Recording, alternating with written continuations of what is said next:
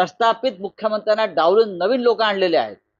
त्याच्यामुळे शिंदे कोण हा प्रश्न लोकांपुढे पडलेला आहे ना, की वेगळा काही आहे का, की फडणवीसांच्या जागी वेगळं कोणी आणलं जाते का, त्यासाठी थांबलंय का. तर या सगळ्या गोष्टीचा उलगडा उद्यापर्यंत व्हायला पाहिजे, नाहीतर आम्ही ते पुस्तक आमचं बंद आहे ते उघडू. पण राऊत तुम्हाला काय वाटतं की शिंदे शिवसेनेला गृहमंत्रीपद का हवं?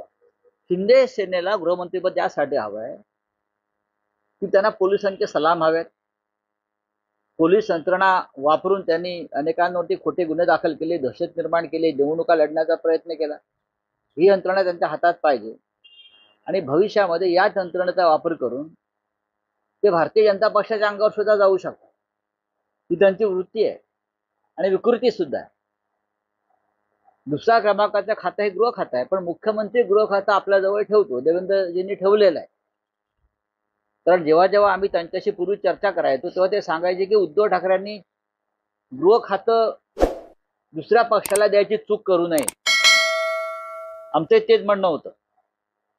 आणि गृह खातं विधानसभेचं अध्यक्षपद त्या काळात जे संवेदनशील विषय होते त्यांच्यामुळे आमचं सरकार पडलं, आता पडलं नसतं.